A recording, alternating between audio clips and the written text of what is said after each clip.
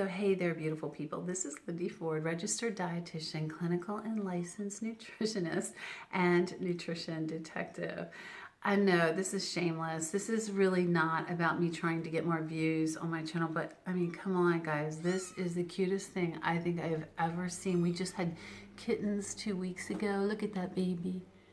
Is that the cutest little baby? I am very unproductive these days because I cannot stop looking at these kittens yawning and rolling over and basically not doing a whole lot, but just being cute. And so we had 4 new little kittens. You probably saw in another video, and they're just so precious. But today is not about kittens, honestly and truly. It is about making keto or fat bombs that have helped me immensely with my carb cravings. I can't wait for you to learn how to make those. They're so easy. You're gonna love this recipe, and they are satisfying. So thank you for joining, and please, if you get a moment, thank you for this little red button over there. I don't know where it is, somewhere over there, over here. It's a little red button, and if you could just please subscribe to this channel, and thank you for joining us today.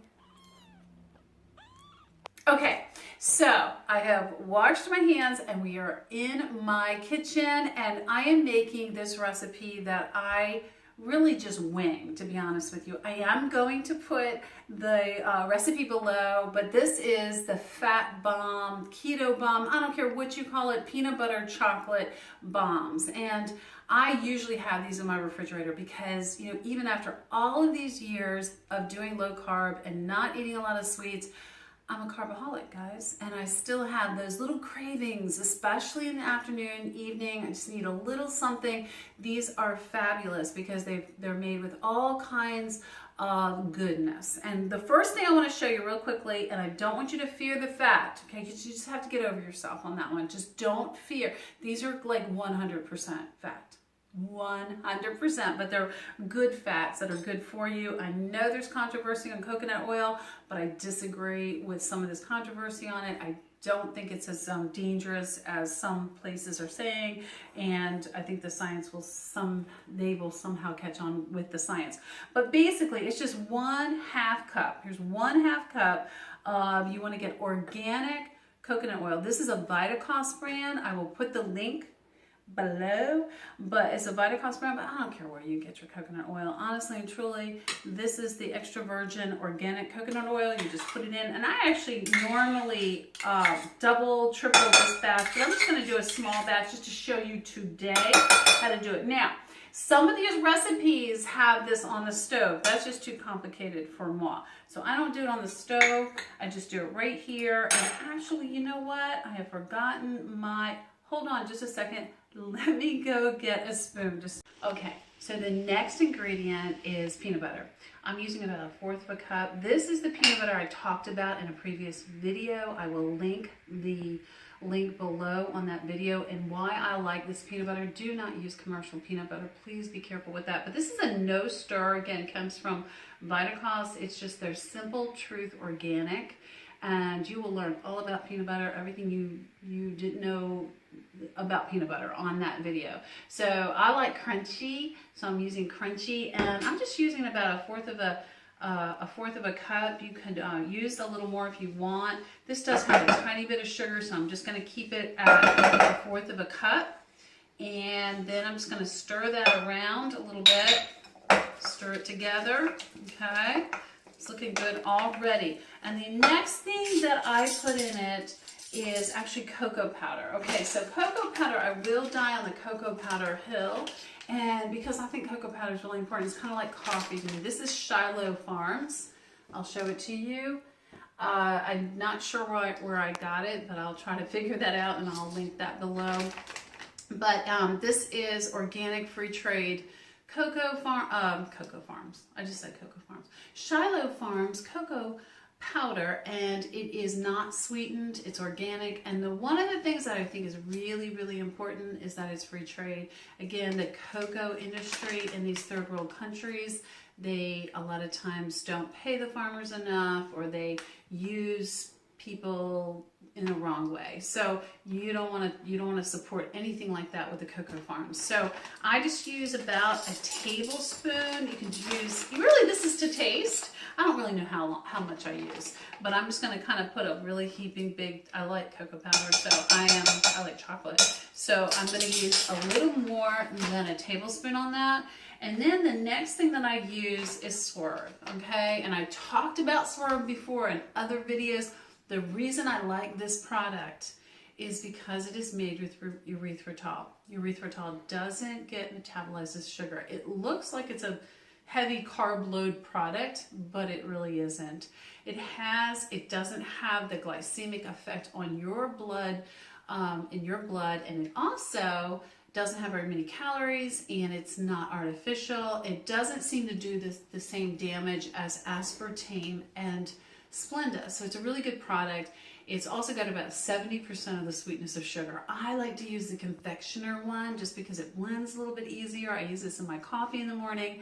And again, it's not going to be quite as sweet as sugar, but it really does the trick. Now, the other thing you could do is you can use stevia, but I'm not a true lover of stevia. So I always use erythritol. I'm going to put, I don't know, I'm just kind of guessing on this, but I put either one, I'm going to put a heaping tablespoon of this in there, and then I'm going to taste it later and just see.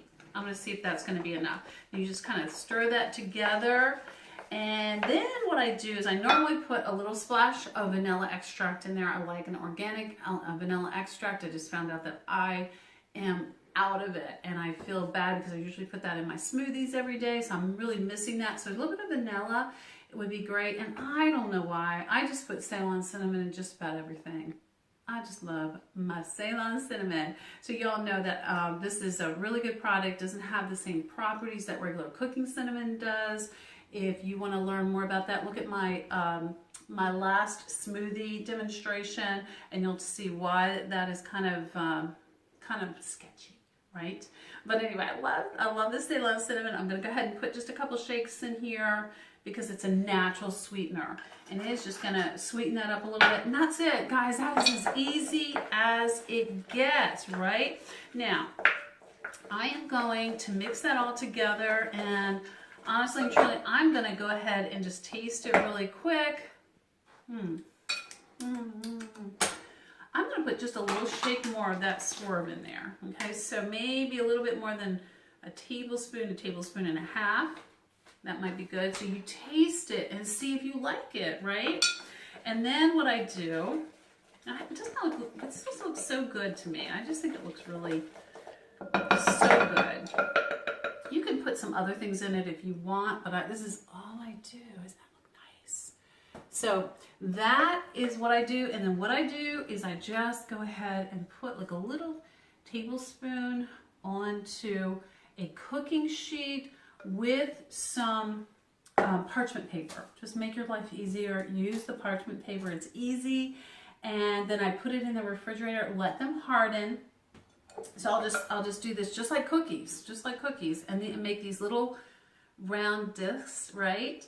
And then what I do is, guys, always store all of your food in glass containers. It's so important to do that. So after these harden in the refrigerator an hour or so, I put them in the glass container, and they can't sit out. They actually have to go back in the refrigerator.